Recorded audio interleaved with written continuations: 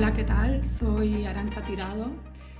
Hoy vengo a hablaros de un tema que es bastante relevante, aunque no siempre se aborda con la importancia que requeriría bajo mi punto de vista, que es el tema del mundo del trabajo, de las transformaciones del mundo del trabajo y de las nuevas y viejas formas del capitalismo a través del análisis de la importancia que tiene este mundo, su organización actual, las nuevas formas que adopta y cómo todo esto afecta a la configuración de las clases sociales en este mundo post-pandemia, por decirlo de alguna manera, si es que podemos ver la luz del túnel al final de la pandemia.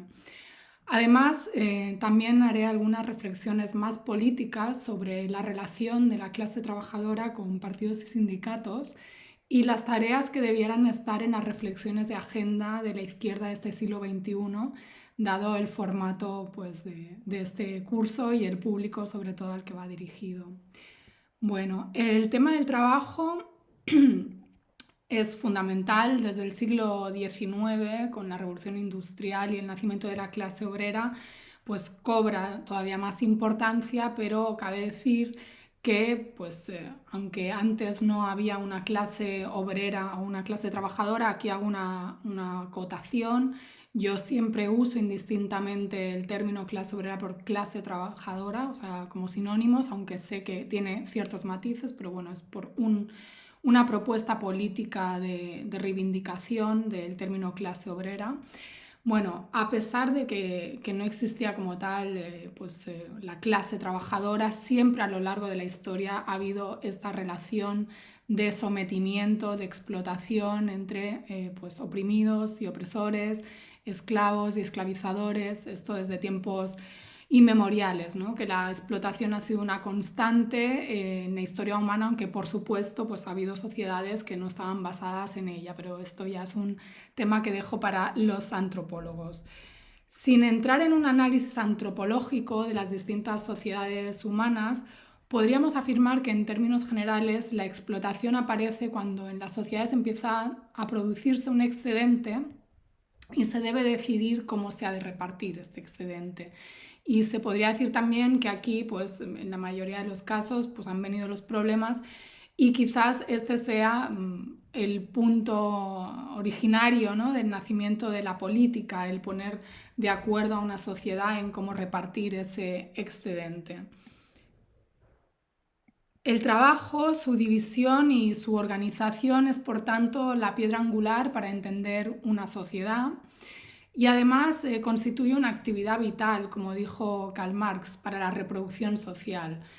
Además de estos aspectos sociológicos o antropológicos que se pueden vincular al trabajo, están los económicos, la fuerza del trabajo, y esto es fundamental para entender la importancia del trabajo, es la que crea el valor en las sociedades capitalistas. O sea, el trabajo es la fuente de valor, plusvalía, se le ha llamado con diferentes términos, y esta es el origen de las ganancias de los capitalistas. Esto es fundamental no olvidarlo, porque si perdemos estas coordenadas, perdemos cualquier tipo de entendimiento de cómo funciona el capitalismo.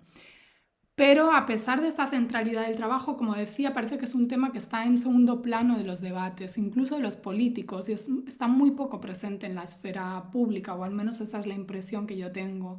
Y esto, pues obviamente no es nuevo, pues el trabajo, todo lo relacionado con él, bien sea cómo se reparte el excedente, el modo de producción, las clases sociales, dejó, por decirlo de alguna manera, de estar de moda durante las décadas de los 80 y los 90, producto de la embestida neoliberal que se dio a raíz del golpe de Estado contra Salvador Allende en Chile, que como sabemos es el momento fundante del neoliberalismo que se impone a sangre y fuego desde América Latina y luego pues se extiende a otras partes del mundo. La negación, por ejemplo, del tema de la clase social, muy enfática por parte de una representante emblemática de este modelo neoliberal, como fue Margaret Thatcher en Reino Unido, que pues ella hablaba de este acrónimo, el TINA, There is no alternative, no hay alternativa, y por supuesto no existían las clases sociales. Esto se da en un contexto donde todavía cabe decir, ¿no?, para entenderlo en términos geopolíticos, existía una confrontación con la Unión Soviética, que era un Estado, el primer Estado socialista de obreros y campesinos, que sirvió de inspiración a muchos trabajadores del mundo, más allá de las contradicciones o las falencias, carencias o críticas que se le pueda hacer desde el punto de vista que se quiera, pero que sin duda sirvió también no solo de inspiración, sino de elemento disuasorio para el capitalismo o elemento de peligro para el capitalismo, porque pues, era un modelo en el que se podían mirar de derechos, de consecución de derechos para la clase trabajadora, ahora no tengo tiempo ni es momento de desarrollarlos, y que ayudó a que la clase trabajadora europea pudiera tener también toda una serie de derechos para evitar que se produjeran revoluciones o estallidos como los que dieron lugar al nacimiento de la Unión Soviética. Entonces es importante tener presente que vivimos en un sistema, el capitalista, que trata de velar por todos los medios el carácter antagónico de la acumulación capitalista. Esto no son palabras mías, esto son palabras de una autora marxista rusa, Raya Dunayevskaya, que bueno, tiene unos trabajos muy interesantes al respecto y que recomiendo. ¿Cómo es la organización del trabajo y las condiciones laborales en este capitalismo actual? Pues bien, aunque haya habido a lo largo de la historia colectivos que desde la izquierda han abogado por abolir el trabajo, para acabar con esta esclavitud asalariada, también desde el marxismo, porque se pretende, pues obviamente, ganar tiempo de vida reduciendo la jornada laboral, luego iremos a ello. Lo cierto es que el trabajo es un derecho y es un derecho que se está conculcando cada día más.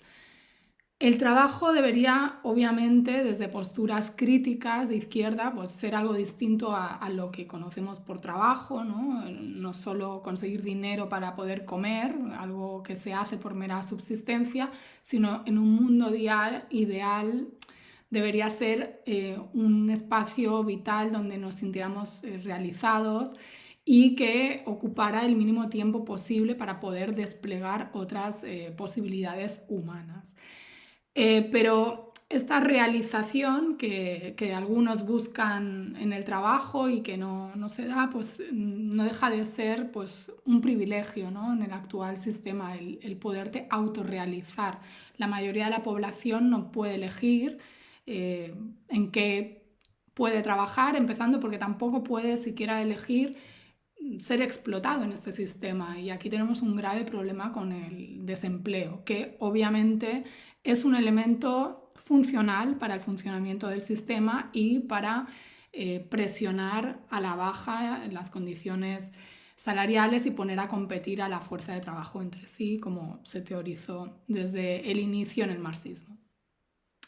Según un informe de tendencias de la Organización Internacional del Trabajo del 2020, más de 470 millones de trabajadores y trabajadoras en el mundo actual no tienen acceso a un trabajo remunerado, o bien tienen uno en el que no trabajan todas las horas que quisieran.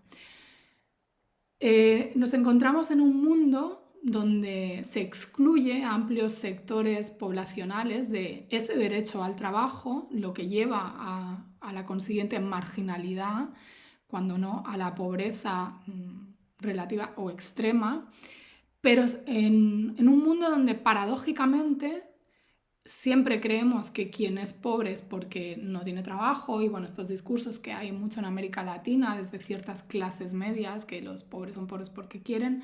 Bueno, ahora tenemos, no ahora, ¿no?, pero ahora quizás con mayor énfasis, una realidad donde los trabajadores son pobres, incluso en el primer mundo, donde el hecho de estar pluriempleado ya no es garantía de llegar a final de mes. Por ejemplo, a escala global, este mismo informe de la OIT nos dice que hay 630 millones de trabajadores pobres registrados, el 19% de la fuerza laboral en datos de 2019.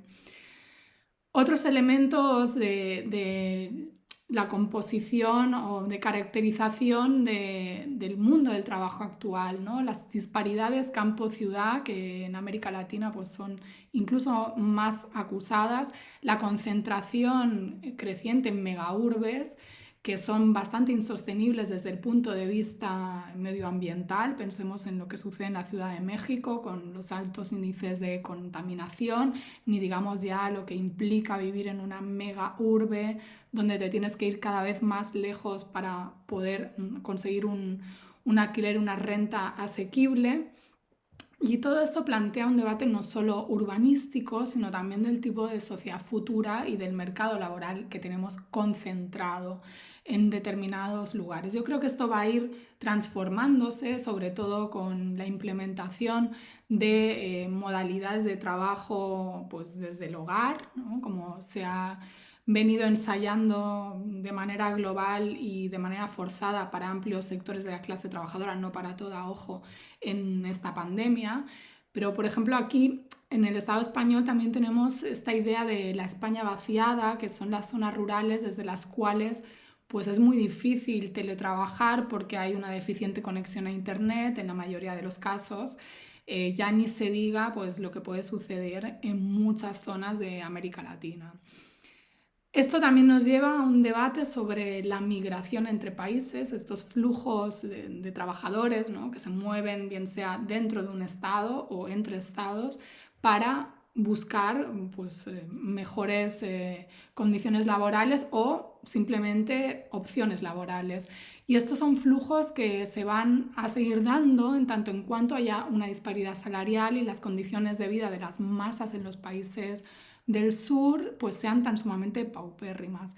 Pero tampoco olvidemos que gran parte de sector, bueno, no gran parte, hay sectores de la clase trabajadora de los países del primer mundo, por decirlo de alguna manera, como el Estado español, que a raíz de la crisis del 2008 pues salieron a terceros países a trabajar. Es decir, es un fenómeno del cual no está exento ningún país. Luego un elemento importante a tener en cuenta es el tema de género. En un índice de participación femenina de la fuerza de trabajo que nos indicaba el índice de participación femenina en la fuerza de trabajo nos indica que el 47% somos mujeres, muy inferior al porcentaje del 74% de hombres. Es decir, todavía hay una brecha de género ahí que romper.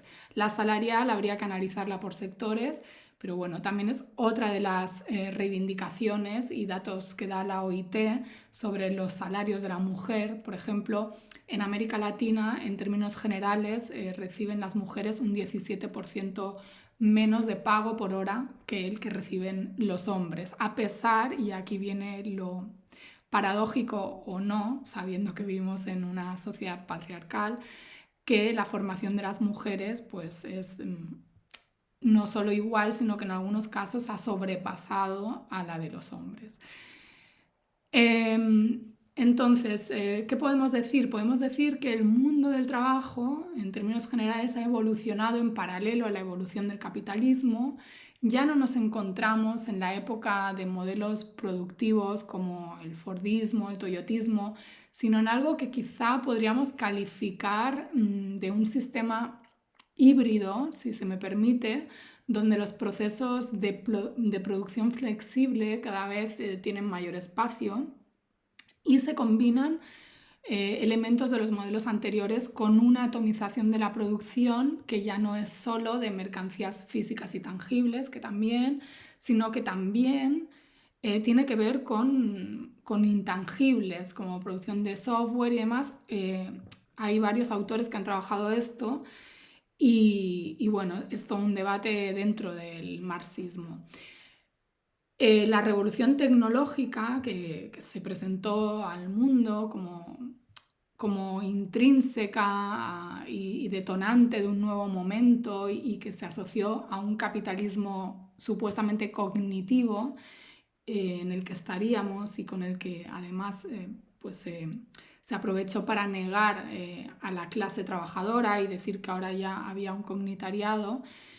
Bueno, habría mucho que debatir sobre esa revolución tecnológica y también mucho que debatir sobre esos términos de cognitariado o sobre esa presencia del cognitariado, porque lo cierto es que ese perfil de trabajadores siguen siendo a día de hoy una minoría en el modo productivo actual, sobre todo cuando lo ponemos a escala global, y esto es importante porque muchas veces los análisis que hacemos, sobre todo los que estamos en Europa o en el centro del sistema, por decirlo así, se hace muy en la lógica del mundo del trabajo tal como existe en las sociedades, entre comillas, avanzadas, pero pocas veces se pone pues, a escala global donde todavía persisten situaciones laborales que no son tan avanzadas. Ojo, tampoco esto quiere decir que en las sociedades europeas, estadounidenses, etcétera, no haya esas situaciones laborales, porque como veremos, estamos asistiendo a una precarización global de las condiciones de trabajo y también hay situaciones de práctica esclavitud en nuestras sociedades. Lo que pasa es que están, pues, por supuesto, tapadas porque a nadie le interesa mirar hacia ahí, ¿no? A esos márgenes del sistema. Pero bueno, lo cierto es que esa élite laboral, ese cognitariado, esa avanzada, se ha tratado de presentar como una mayoría, ¿no? Y también para reforzar estos análisis de una vanguardia, de una sociedad futura, de un capitalismo, digamos, avanzado, pues el sistema nos va poniendo trampas. Nos va poniendo trampas como acuñar conceptos o más que acuñarlos, difundirlos de los emprendedores, ¿no? Que serían estos trabajadores, bueno, que es como un mantra neoliberal. Reinvéntate, te han echado el trabajo y tal, ahora emprende, porque tienes todas las opciones del mundo para poder hacer lo que quieras en este sistema. Bueno, ¿quién puede emprender si no tiene un capital con el que emprender? Muchos negocios precisan, si no la mayoría, de un capital, de una suma de dinero considerable. Y si bien es cierto que hay un porcentaje pues, de trabajadores muy vinculados a las profesiones liberales que han adoptado toda esta ideología del sistema, vendido bajo etiquetas de libertad en nombre de la autorrealización y la supuesta economía colaborativa, me faltan datos, pero me atrevería a decir que esto es solamente un porcentaje ínfimo realmente del mundo laboral actual. No obstante, marca unas tendencias y no se puede negar que esta ideología neoliberal que impregna los discursos en el mundo del trabajo y que afecta, ¿no? E incluso psicológicamente a algunos trabajadores en su autoculpabilización por no triunfar, no emprender, etcétera, pues ha llegado para, no sé si quedarse, pero al menos la tenemos alrededor. No se puede disociar de este tipo de discursos y elementos algo que es la cultura del coworking, que yo creo que con la pandemia y el teletrabajo puede tener un auge o una prédica más grande en determinados ambientes, pero que hay que tener mucho cuidado porque se inserta esta cultura del coworking en un capitalismo que se reinventa, pero que no deja de ser tan explotador como ha sido el capitalismo de sus inicios. Quiero poner el ejemplo de una empresa vinculada a toda esta ideología del coworking, como es la empresa WeWork, que es un emporio valorado en 16.000 millones de dólares, pese a tener menos de 10 años de vida, que se dedica a alquilar espacios para el trabajo en colectivo, ¿no? Que esto es el coworking, y que es un emporio fundado por un israelí, Adam Newman, uno de los CEOs, entre otros, que fue criado en un kibutz, que como sabemos son estas cooperativas de convivencia donde todos ganan lo mismo, que se hicieron en Israel y que supuestamente eran socialistas. Bueno, no entro a valorar lo que supone, ¿no? en el contexto del conflicto árabe-israelí. Pero el tema es que él como que adopta todos estos aprendizajes de su kibutz, pero para convertirlo en una empresa que sea un kibutz capitalista, donde exista una comunidad de creadores, así se ha referido este señor a su empresa, que compartan la economía del espacio. O sea, esta empresa se dedica a buscar edificios, rehabilitarlos y luego poner en alquiler espacios para que la gente vaya a compartir pues sus horas de trabajo ahí. El peligro es que esto se hace además bajo un discurso que no distingue entre lo que es el horario laboral y el horario vital, bajo un discurso que algunos tildarían de calvinista, ¿no? de súper énfasis en el trabajo, en el esfuerzo. Todo el rato se está trabajando, esto es totalmente funcional al capitalismo, o sea, no es para nada alternativo y claro, va de la mano de unas nuevas tecnologías que lo propician porque no permiten desconectar en muchos casos. Esto es un discurso ultraliberal bajo apariencia progresista y a veces apariencia de concienciación con otros temas, ¿no? Un capitalismo, digamos, sexy fashion para una élite que puede pagar pues, de 400 a $2.100 al mes por alquilar un espacio de coworking. ¿Esto será el futuro? Bueno, parece difícil viendo la precariedad de la realidad salarial y laboral en nuestros países, donde mucha gente ni siquiera gana pues, lo suficiente para pagar esos alquileres. Obviamente en cada país tendrán sus alquileres más o menos adaptados a esa élite o a lo que gana esa élite. Pero bueno, si se me permite la ironía, pues es difícil pensar que un autónomo español, al menos, que es la realidad que más conozco, pueda desembolsar, no sé, 400 euros al mes más su cuota de autónomos, más, bueno, depende, ¿no? de lo que trabaje, pero en fin. Lo que sí parece generalizado es, en términos generales, esta era de esclavitud digital, en palabras de Ricardo Antunes, que es uno de los autores más relevantes y más referentes que estudia las relaciones del trabajo desde América Latina, un brasileño, que ha sido muy visible con esta pandemia, esta esclavitud digital. Habría mucho que debatir sobre este tema. Yo creo que todo el mundo lo ha vivido en sus propias carnes y puede reflexionar ahora mismo pues, en qué se ha traducido esa esclavitud digital. Esta flexibilidad para no tener horario y que a veces va asociada también a un sistema de metas respecto a metas anteriores, es una trampa peligrosa para la clase trabajadora.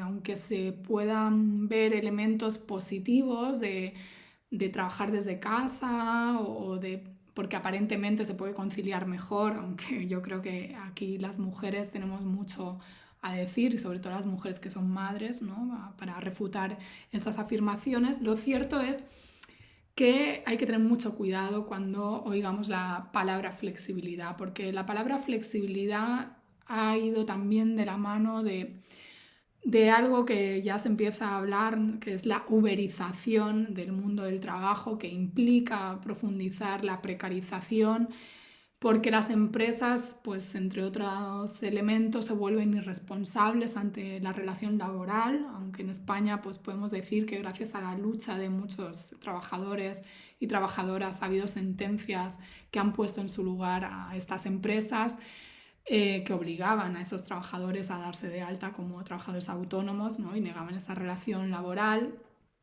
Y esa uberización del trabajo, que implica una precarización, si se me permite, es un sinónimo, implica también recorte de salarios, recorte de derechos y, por supuesto, peor servicio para el consumidor.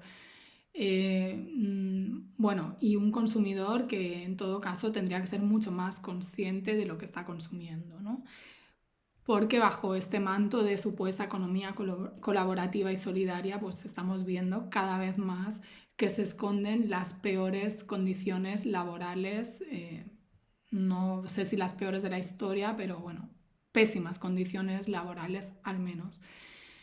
El mundo del trabajo actual también se caracteriza por una tercerización o subcontratación, en palabras anglosajonas outsourcing, que autores como Ricardo Antunes, al que me referí antes, pues hablan ya de una sociedad de la tercerización total, que también implica obviamente condiciones laborales a la baja, ¿no? Porque hay trabajadores que ya no tienen una vía directa, están por una empresa subcontratada que pugna por otras para hacerse con el contrato ante la empresa contratante matriz.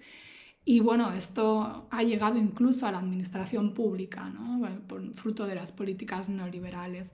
Además, un elemento también preocupante es el tema de la informalidad, que sobre todo se da en América Latina y el Caribe, donde bueno, hay unos altos índices de informalidad, pero no exclusivamente. Se calcula que el 61% de la fuerza de trabajo mundial está empleada informalmente y, por ejemplo, en África estas cifras suben al 95% entre los trabajadores jóvenes. Sería como la economía sumergida, ¿no?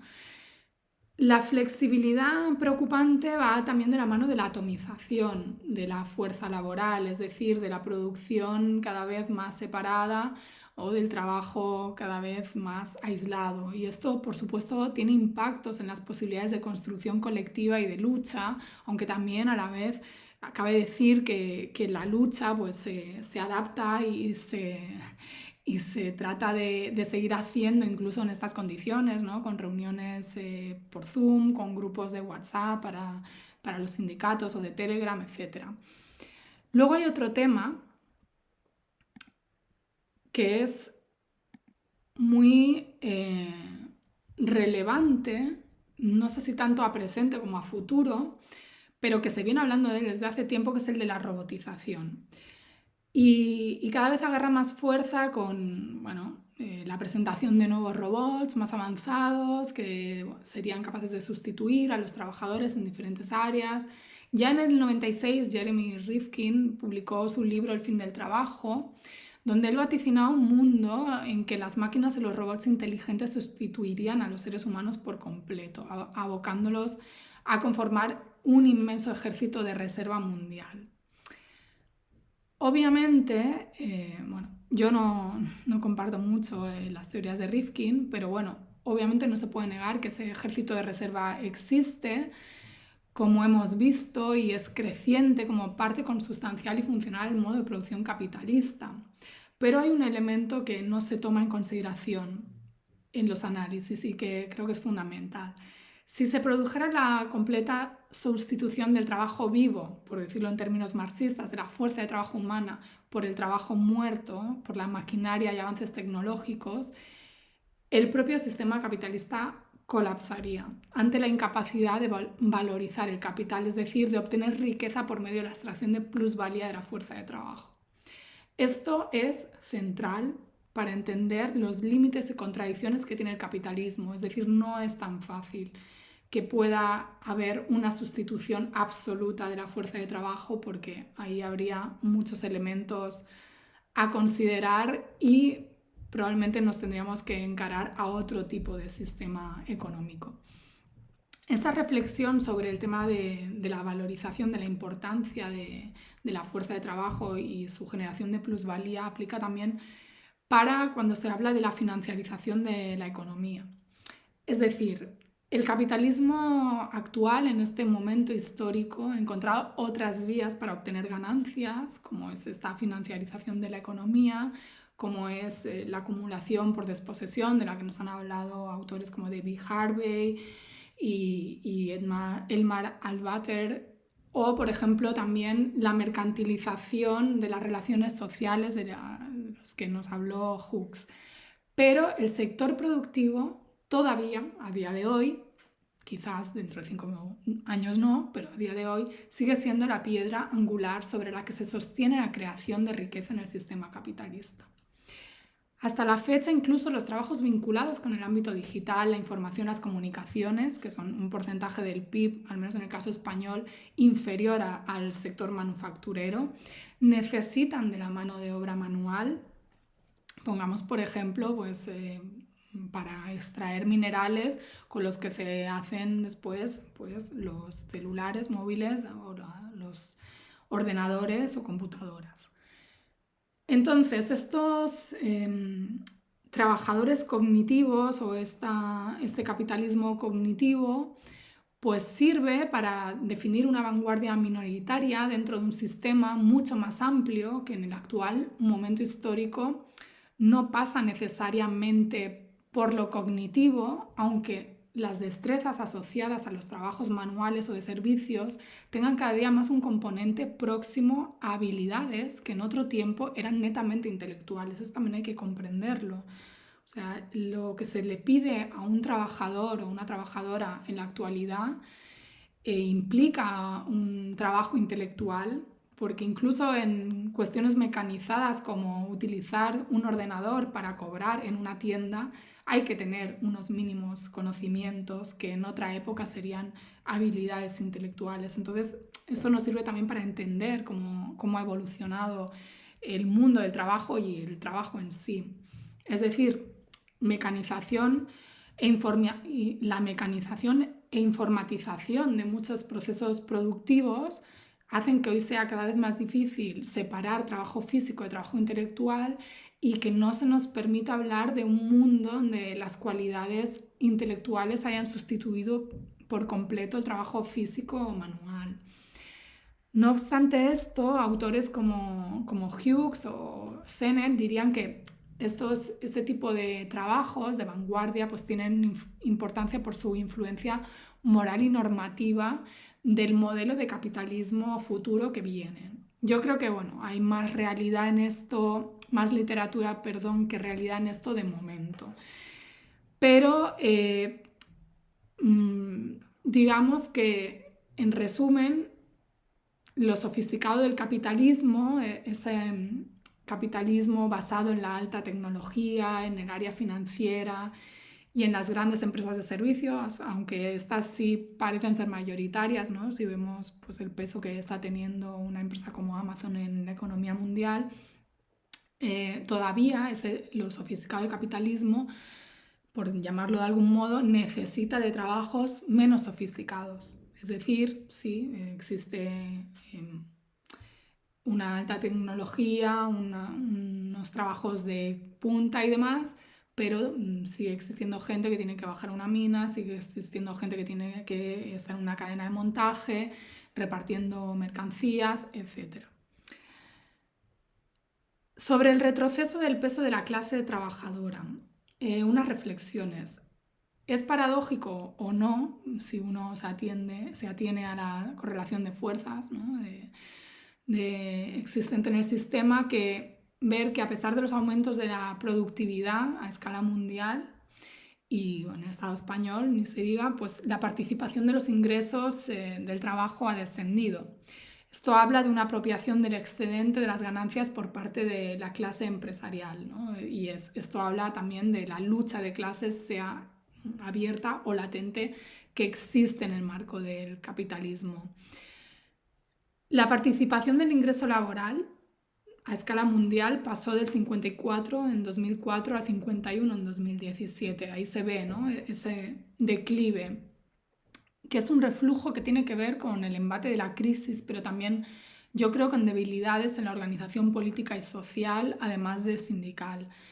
La OIT, en ese informe que referenciaba antes, lo relaciona con las nuevas formas de empleo que erosionan la manera de tener poder a los autoempleados, ¿no? Pensemos en estos riders y demás trabajadores falsos autónomos de la supuesta economía colaborativa.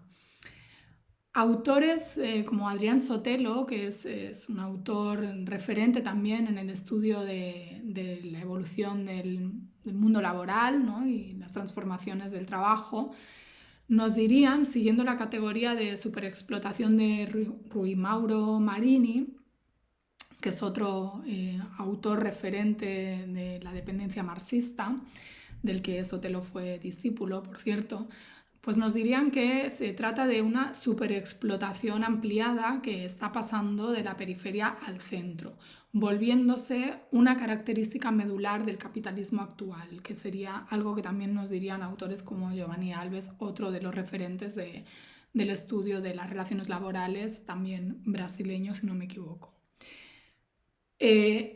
Claro, a pesar de estas modificaciones, también pues, se han dado luchas y victorias de los colectivos que antes mencionaba, ¿no? De los riders o de incluso sectores de la clase trabajadora con las peores condiciones laborales, que se organiza y que está luchando y consiguiendo arrancar pequeños o grandes derechos, lo cual nos lleva a cuestionar pues a quienes afirmaban que ya no había conciencia de clase o que las nuevas formas de trabajo han acabado con el sujeto revolucionario tradicional, la clase obrera, y que ahora estamos pues ante otro tipo de sujeto revolucionario.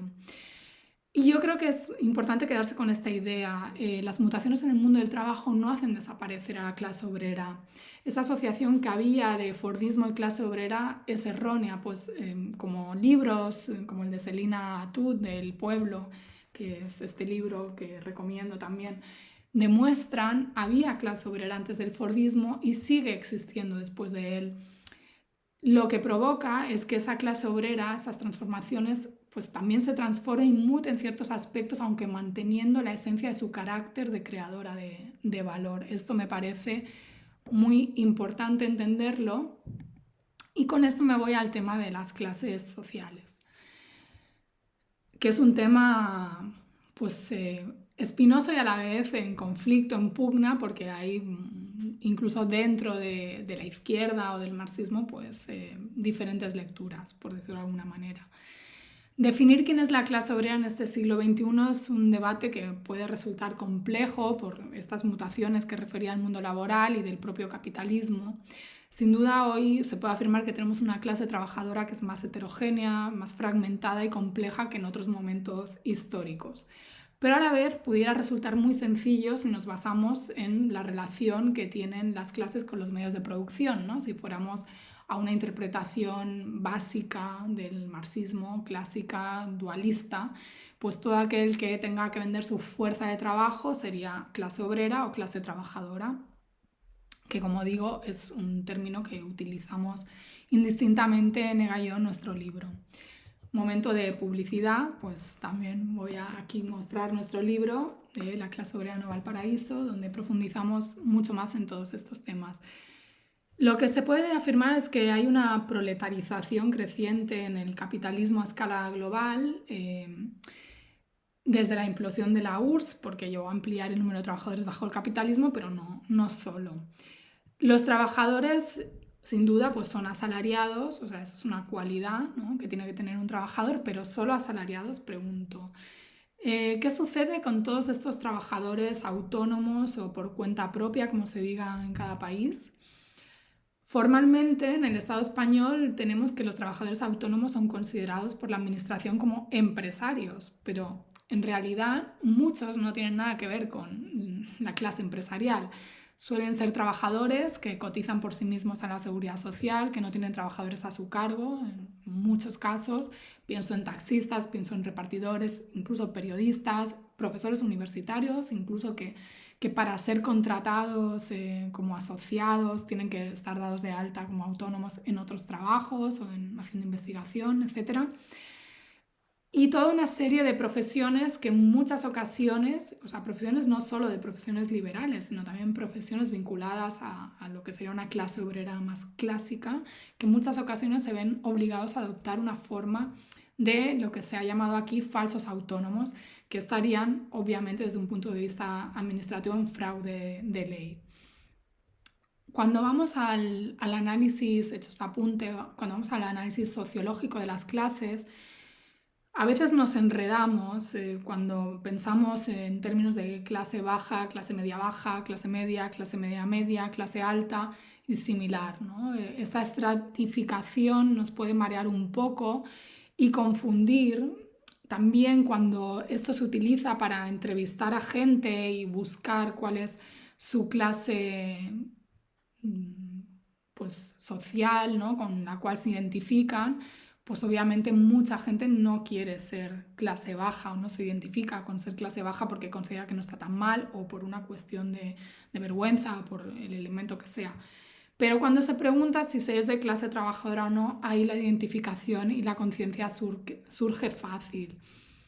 Y es muy importante, me parece a mí, que que la gente que esté escuchando esto, si sois cuadros políticos, pues tengáis estas nociones claras, porque hay, me parece, una mala caracterización de las clases sociales y de su comportamiento en el marco del capitalismo, que a veces lleva a un mal diagnóstico de los problemas, de los comportamientos políticos, de los valores y de las expectativas vitales de la clase trabajadora. Y es fundamental entender esto para poder incidir políticamente y poder pues, solucionar los problemas de la propia clase, si se trata de la propia clase o de la clase, si uno no es de clase trabajadora pues, y está identificado con ella, pues de la clase a la que quiere ayudar. Por supuesto, es más difícil entender los códigos que permiten detectar una clase cuando no se pertenece a ella. Y esto, debo decirlo, es uno de los grandes problemas que tiene cierta izquierda, que entre sus cuadros no siempre encuentra miembros de la clase obrera. Es decir, no estoy diciendo que la izquierda no sea de clase obrera, sino que hay unos mecanismos que, bueno, Nega y yo en el libro nos dedicamos a reflexionar sobre ellos, que inciden en que la clase trabajadora pues, tenga una menor participación política en el marco de las asociaciones y de los partidos políticos. Y si la tiene, quien acaba, digamos, escalando hacia puestos de responsabilidad o representación no es siempre esa persona de clase obrera. Otro tema importante que tener claro es que desde una perspectiva marxista la clase no se define por tener más o menos ingresos. Esto es muy importante. Puede haber una clase obrera muy bien remunerada y eso no la hace menos obrera. Pensemos, por ejemplo, en los niveles de bienestar o consumo que pueden tener las clases trabajadoras de los países escandinavos, no ya comparados con América Latina, sino con la propia España. Y esto no cambia la estratificación de clases en esas sociedades, al interno de esas respectivas sociedades, ni niega la condición de clase obrera de estos sectores. Y esto ya es algo igual más político y menos académico, pero bueno, a veces hay debates ridículos dentro de la misma izquierda reprochando que si se consumen determinados productos o se tiene tal poder adquisitivo no se puede ser de clase obrera. Bueno, yo creo que esto es un infantilismo y una equivocación y seguramente es producto de que esa gente conoce poco a la clase obrera desde adentro y también obvia que pues desde la izquierda se quiere transformar la sociedad para que la gente viva mejor, no para empobrecerla, ¿no? Como dice la propaganda de la derecha, que el socialismo y el comunismo y el marxismo todo llevan a la pobreza de esas sociedades donde se han tratado de implantar.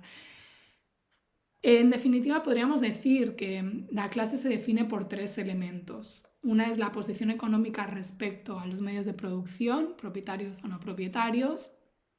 Otra es la manera de vivir frente a otras clases sociales, por ejemplo, pues vivir en un barrio obrero o no.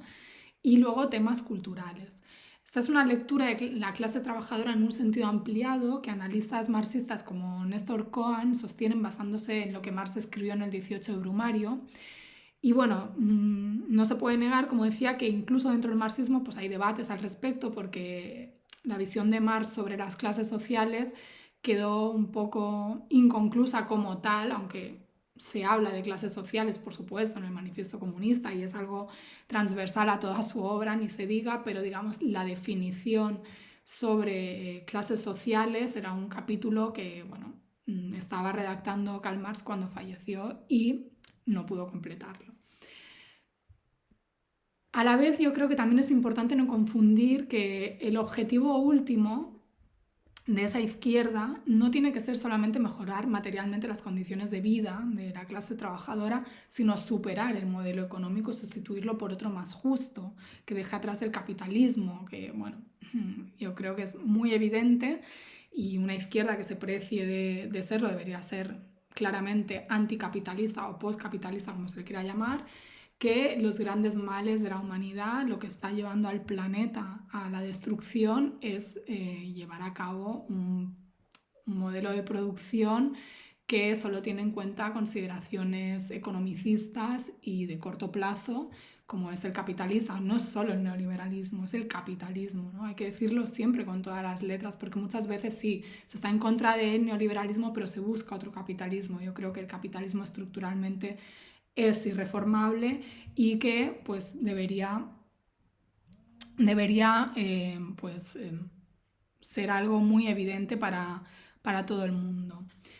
Entonces, cuidado con los análisis que se han hecho desde los gobiernos progresistas sobre un supuesto reenclasamiento de las sociedades, creyendo que pasar de la subsistencia o la pobreza a una vida un poco más desahogada ya convertía a las sociedades en clase media. Esto se ha vendido en algunos países como un logro, ¿no? Convertir a los pobres en clase media.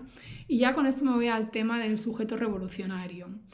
Yo creo que es fundamental esta reflexión, que es una reflexión que yo venía haciendo, observando, ¿no? Y desde un poco la impotencia de decir, pero por favor, ¿cómo podemos decir que ahora esta gente es clase media si lo que es clase trabajadora con unas condiciones de vida mejores, más dignas, como puede tener y debe tener cualquier trabajador y trabajadora?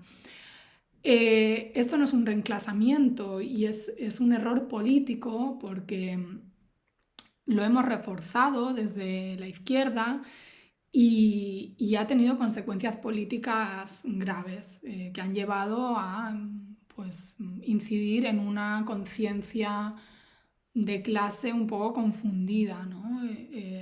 Yo decía que yo venía reflexionando sobre esto y me dio mucho gusto encontrarme con un libro de Perry Anderson sobre Brasil, donde él dice, por ejemplo, que la propaganda oficial de hablar de todos estos brasileños que habían llegado a engrosar la clase media, pues tuvo el efecto contrario del esperado y invitó a identificarse con ese individualismo consumista de la clase media real antes que con una clase trabajadora existente. Entonces, ojo, porque esta incomprensión de qué es la clase obrera en el siglo XXI puede llevar a derivas y a errores tácticos que pueden tener consecuencias estratégicas y no solo en pérdidas de gobiernos coyunturales, sino en cuestiones más profundas. Y a esta confusión yo añadiría pues unas teorías que han surgido en los últimos años con personas como Guy Standing, que hizo este libro sobre el precariado y acuñando un término que, bueno, en la versión brasileña se titulaba Una nueva clase peligrosa, en la española no, donde él presentaba unos sectores de trabajadores que no serían clase trabajadora, que estarían enfrentados a la clase trabajadora porque ésta supuestamente tendría pues, más privilegios o más derechos frente a estos sectores precarios. Lo problemático de este análisis es que, bueno, a pesar que tiene buenos elementos de caracterización de la evolución del mundo laboral, llega a cuestionables conclusiones sobre las clases sociales y supone también una división política de la clase trabajadora, no reconociendo además que la precarización es algo que se extiende como mancha de aceite y que cuando afecta a un sector repercute en otros. O sea, no puede ser que unos trabajadores pierdan derecho mientras otro sector no va a perder derechos, porque hay un efecto llamada siempre, ¿no? Y el capital siempre está buscando cómo maximizar beneficios. Entonces, caer en el precariado, además, tiene, se podría decir, detrás un tema de clase también, ¿no? Porque ahí, por lo que él describe, podríamos reflexionar que, bueno, pues hay gente que transita por la precariedad, pero puede sobrellevarla y salir de ella en función de la clase social de origen. Es decir, no es lo mismo pues, que tú temporalmente tengas que trabajar en un McDonald's o trabajar para pagarte una carrera, digamos, porque tus padres, aunque tengan dinero, pues creen que tú tienes que esforzarte y tal, a que tu perspectiva laboral sea hacer una carrera y a lo mejor pues no poder trabajar nunca de tu profesión porque no tienes ni el capital cultural, ni los contactos en el ámbito laboral, ni tienes a lo mejor pues la posibilidad de trabajar con salarios ínfimos en el, digamos, en el mundo académico durante años para poder pues, hacer una carrera, ¿no? O sea, esto también es un privilegio de clase, si se me permite.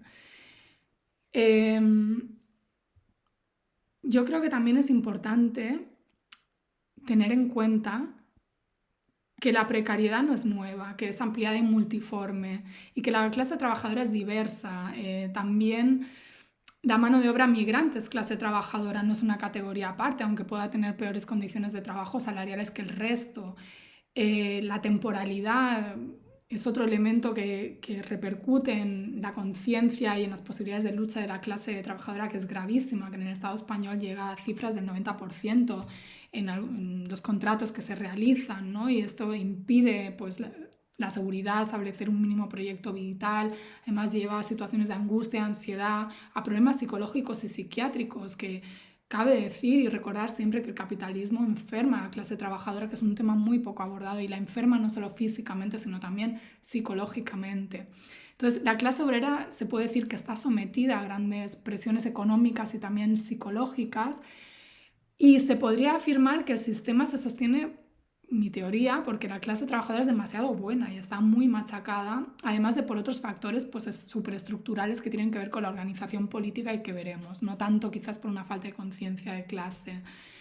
Se cuestiona la conciencia de clase o la clase obrera por el reflujo de la lucha, pero yo creo que si sabemos mirar, hay una suerte de luchas, muchas luchas, lo que pasa es que están atomizadas.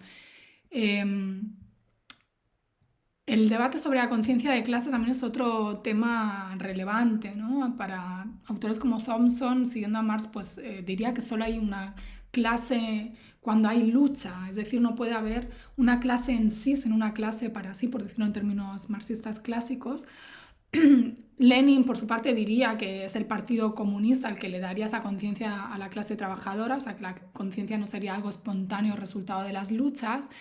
Yo creo que sí existe una conciencia de clase en sí, no necesariamente clase para sí, que muchas veces está latente y que aflora cuando se da algún conflicto o cuando hay contraste con otras clases. Pero no negaría la conciencia de clase porque no hubiera clase para sí, porque no hubiera una lucha, ¿no? Porque hay un instinto de clase que yo creo que esto, quienes venimos de la clase trabajadora, lo podemos detectar. Que obviamente también se da en paralelo a una gente que reniega de su clase, pues gente desclasada, aspiracional, pero me atrevería a decir que es una minoría que se quiere autoengañar y que conforme van sucediéndose las crisis, pues tiene más difícil autoengañarse. Pero bueno, lo importante es retener que la clase existe en tanto relación y en tanto en cuanto hay enfrente una clase antagónica a la clase trabajadora, una clase que la explote, se llame burguesa o como se le quiera llamar, pues hay una clase trabajadora, ¿no? Es decir, hasta que no se acabe el capitalismo, me parece que tenemos clase trabajadora para rato. ¿Y cómo es la relación de este sujeto revolucionario con la izquierda? Bueno, pues surge este propio sujeto revolucionario pues, paralelo al surgimiento también de esos partidos primero socialistas y comunistas que pues, se crean como instrumentos políticos para luchar por los derechos en el marco de la democracia capitalista. Pero bueno, también hubo otras experiencias distintas, obviamente, ¿no? En que la clase trabajadora utilizó otros métodos para llegar a los gobiernos e incluso al poder, porque no es lo mismo llegar al poder, un gobierno que llegar al poder. Durante el siglo XX, pensemos en la Unión Soviética, en las revoluciones insurgentes en América Latina, como la Revolución Cubana, la Sandinista, en la lucha guerrillera, etc. Con la llegada de la política marketing en los años neoliberales, todo esto se difumina mucho y bueno, cambian, parece, las prioridades. Los partidos ya no parecen responder nada más a los intereses de una clase social, sino que pretenden ser lo que en ciencia política se llaman los partidos catch-all o atrápalo todo. Esa clase obrera a la que se temía en los inicios de su surgimiento por su lucha feroz y su claridad sobre su condición sojuzgada y los intereses antagónicos respecto a los empleadores, pues se ha vuelto aparentemente más dócil. Los partidos que la representan también, porque actúan muchos de ellos en la lógica de un marco institucional con unos límites muy acotados de lo que se puede o no se puede decir. Y esto es una presión muy grande. Y quienes están en posiciones de liderazgo en la izquierda, pues lo saben. La hegemonía del discurso neoliberal es aplastante, incluso los partidos de izquierdas, dejando a un lado a los partidos comunistas, pues pocos hoy en día plantean la sustitución del modelo económico actual y se enfocan en conseguir pequeñas conquistas que muchas veces son pues, recuperación de derechos que se perdieron durante los años de privatización, de regulación y flexibilización laboral. Es decir, estamos luchando en muchas ocasiones por recuperar los derechos perdidos. Y esto va de la mano de unos sindicatos que también han mutado de lo que fueron sus orígenes. Y con esto voy a ir al tema sindical y voy a ir concluyendo. El tema sindical, sin duda, es fundamental para entender las posibilidades de revertir los ataques en el ámbito laboral. Obvio que a más fuerza sindical, menos desigualdad de todo tipo. Por ejemplo, leía hace unos meses un estudio sobre la clase trabajadora estadounidense de origen afroestadounidense o afroamericano que estaba sindicalizada y tenía mayores salarios y mejores condiciones laborales que el resto de trabajadores afroamericanos, ¿no? Es decir, la lucha sirve, estar en un sindicato sirve. Esto es bueno recordarlo porque, bueno, hay también una cultura muy individualista donde el sindicato pues ya no forma parte, obviamente se ha transformado, no es el sindicalismo de principios de siglo, ¿no? que abarcaba todas las formas de vida, que tenía sus ateneos, que tenía sus grupos de lectura, que tenía sus lugares de esparcimiento, sus clubes de fútbol, incluso estamos en otra realidad muy diferente. Y bueno, en el Estado español, por ejemplo, ha habido un descenso de afiliación muy grande entre los años 2009 y 2015 de los grandes sindicatos, Comisiones Obreras y UGT. Perdieron 500.000 de afiliados. Esto, bueno, se puede achacar en parte a la crisis, pero también se puede achacar pues, a otros elementos de descrédito o de inutilidad desde la perspectiva de ciertos sectores de la clase trabajadora que pues, han visto en luchas concretas el papel de sus representantes sindicales. No me gusta hacer una enmienda al conjunto de estos grandes sindicatos porque creo que son muy importantes, su labor es muy importante, pero sí creo que pues tienen que hacer su autocrítica, ¿no? Y en todo caso también decir en honor a la verdad que pues no dejan de ser un reflejo de también cómo la clase trabajadora pues está permeada por valores del sistema.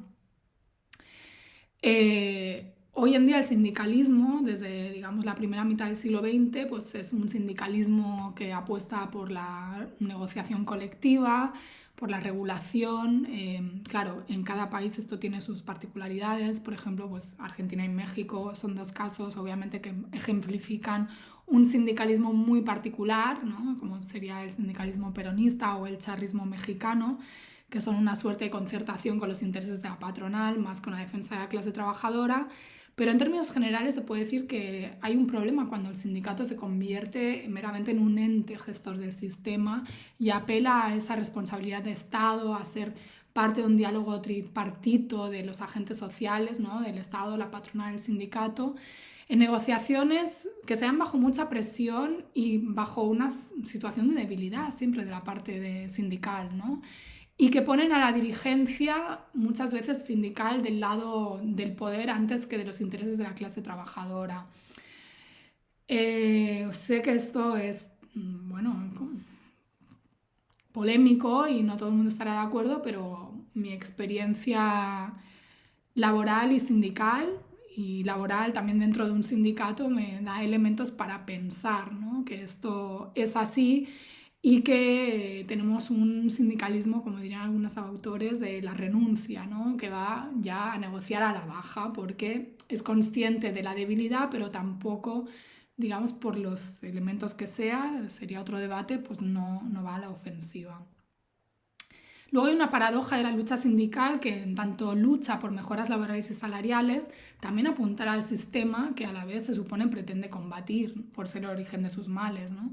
Esto en el caso de un sindicalismo de transformación, porque otras veces pues lo que tenemos, como ya he dicho, es un sindicalismo un poco a la defensiva y tal vez algo corporativo. Y por último, pues decir que la disputa geopolítica, que parece que no tiene que ver con todo esto, pues sí afecta al mundo del trabajo, en la externalización, que desde los años 90 hay un traslado de la producción a países asiáticos para abaratar costes. Por ejemplo, en el caso estadounidense, ni se diga la guerra comercial con China, que calcula que ha costado 300.000 puestos de trabajo, según Moody's Analytics, o el traslado de la producción estadounidense desde Asia que propuso Donald Trump, que bueno, ha tenido muy poco impacto realmente. Bueno, pues por eso, por toda esta parte geopolítica de una clase obrera que está puesta a competir a la baja a escala global, la lucha sindical tiene que tener la mirada puesta en lo global, porque el capitalismo es global y opera de esa manera. Y aquella frase que había, ¿no?, hace años de lucha localmente y piensa globalmente, pues yo creo que no ha sido nunca tan cierta. Creo que es muy importante también vincular la lucha por la mejora concreta de las condiciones laborales con una perspectiva más amplia de transformación del sistema, y un ejemplo nos lo puede dar pues, la lucha por las 32 horas que ahora se ha puesto en agenda política, en debate en el Estado español. 32 horas semanales o 4 días a la semana es un debate todavía incipiente, pero que tiene implicaciones en la lucha por ganar tiempo de vida, y esto siempre es arrancar espacios al capital y incidir en la construcción de una sociedad diferente. No puede ser que desde hace 100 años sigamos con una jornada laboral de 8 horas diarias, teóricas, porque en la práctica hay un exceso de horas extras. Y esto nos llevaría también a reflexionar si hace falta invertir tanta mano de obra y tanto tiempo para poder producir lo que antes requería mucha más mano de obra y mucho más tiempo. O sea, hoy en día la producción agrícola, por ejemplo, se hace con gran parte tecnificada y con mano de obra cada vez más ínfima, y también obviamente una mano de obra en condiciones de semiesclavitud, y sobre todo aquí mano de obra migrante, también en Estados Unidos y en otros países. Pero tenemos una paradoja, ¿o no?, de que a mayor producción de mercancías no necesariamente implica que esa clase trabajadora, que cada vez está más empobrecida, las pueda consumir. Y esto hace que se produzca un excedente de productos y que lleva a una contradicción intrínseca del sistema. Entonces habría que preguntarse, producir tanto, trabajar tanto, ¿para qué?, ¿no? O sea, el derecho al trabajo se debe reivindicar, pero obviamente un tipo de trabajo no alienado, con sentido, en el marco de una economía planificada, respetuosa con la naturaleza y los recursos limitados del planeta, que produzca lo necesario y deje atrás principios tan dañinos como la obsolescencia programada, ¿no?, que son dañinos no solo para el planeta, sino también para los bolsillos de los consumidores, porque no dejan de ser otra forma de extracción salarial. Y las respuestas que hay en la actualidad, tipo New Deal o de reformas del capitalismo, que hizo el expresidente francés Sarkozy en 2008, o este reset, cierre por arriba, que se quiere hacer ahora desde sectores, ¿no?, de dirigentes del capital, pues tienen la finalidad de impedir un estallido social, y ponen de relieve que los analistas y gestores más serios del capitalismo saben que van a tener que ceder mucho en los años por venir si no quieren que las revoluciones se sucedan, pese a los múltiples mecanismos de control social que tiene el sistema con sus aparatos de propaganda y alienación, porque hay una pulsión por la justicia nacida de la vivencia en carne propia de la injusticia en el ámbito laboral que tiene la clase trabajadora, y esto sigue siendo un peligro para la supervivencia del capitalismo. Solo concluiré con unas reflexiones finales, que es que bueno, el sistema capitalista no ofrece grandes perspectivas de mejora para la humanidad, mucho menos para las jóvenes generaciones, ni en el Estado español, donde hay más de un 40% de desempleo juvenil, ni en otras partes del mundo, ni en América Latina, sociedades donde la pirámide demográfica está todavía más ensanchada en su base. Pero a pesar de todo esto, a pesar de que no hay alternativas o no ofrece posibilidades, esta generación nacida y criada bajo discursos bombardeantes está recibiendo neoliberalismo en vena, ¿no?, que le culpabiliza de su situación de supuesto fracaso, entre comillas, que sería también otro debate, que lleva a esta gente a la frustración, la autofustigación y a la autoculpabilización, como digo, por no triunfar. Y aquí viene todo el discurso de la meritocracia, que es muy dañino, que es parte neurálgica de la justificación ideológica del sistema, y que es falso, como sabemos. Quiero aprovechar para recomendar un libro al respecto, que es este de César Rendueles, Meritocracia, bueno, contra la igualdad de oportunidades, un panfleto igualitarista donde habla de la meritocracia, que me parece, bueno, muy interesante para desmontar, ¿no?, estos discursos. Y claro, todos estos discursos afectan no solo en el imaginario de quienes se creyeron el discurso de las clases medias o de los estudios como ascensor social. Sabemos que esto solo sirve para casos muy concretos que constituyen excepciones, nunca una norma, y es tiempo de que empecemos a darnos cuenta. Yo creo que, bueno, los que estemos aquí seguramente lo tengamos claro, pero bueno, proyectar ese discurso afuera de la falsedad de todos los discursos de justificación en los que se sostiene el capitalismo. Datos, un estudio que leía recientemente referido en la prensa del Colegio de México establecía que solo el 2% de las personas en situación de pobreza puede escalar socialmente en México. Sabemos, ¿no?, lo brutal de las estratificaciones de clase en las sociedades poscoloniales o neocoloniales, se le quiere llamar, pero esto nos tiene que hacer llevar a la reflexión de que no hay una salida individual a la pobreza bajo el capitalismo, ¿no? Y esto también lo vemos en el supuesto primer mundo, pues cuando nos dicen que en la Florencia del siglo XXI, las familias ricas pues siguen siendo las mismas que lo eran hace siglos. O sea, la movilidad social no es real, y no es solo una lucha porque nosotros no tengamos movilidad social, sino porque es un sistema intrínsecamente injusto, y la justicia social es imprescindible para no llevarnos a esa barbarie, porque además la igualdad es un requisito para la democracia, o debería serlo, al menos para una democracia sustantiva, que no se conforme con ir a votar cada X años, como sucede en nuestras democracias liberales procedimentales, que están cada vez más vaciadas de contenido, que son cada vez más tecnocráticas y funcionales al capitalismo depredador.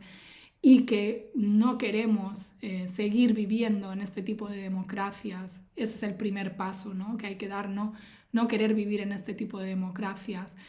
Y me parece fundamental relacionar la democracia con el ámbito laboral, porque ahí en el ámbito laboral se da una manera muy buena de pulsear, un buen termómetro para ver los niveles democráticos de una sociedad. Porque el poder tiene un componente netamente de clase, y el mundo laboral es el primer lugar donde se expresa. Por eso creo que es relevante analizar estos aspectos para tener una visión más profunda de lo que debe ser cambiado para la transformación social. Cambiar el mundo del trabajo es mucho más importante, seguramente, que cambiar las instituciones, o puede tener unos impactos más profundos. Pensemos en los ataques en el Estado español a la ministra de Trabajo por querer fiscalizar las horas extras, o por ver las condiciones esclavistas de los trabajadores migrantes en el campo.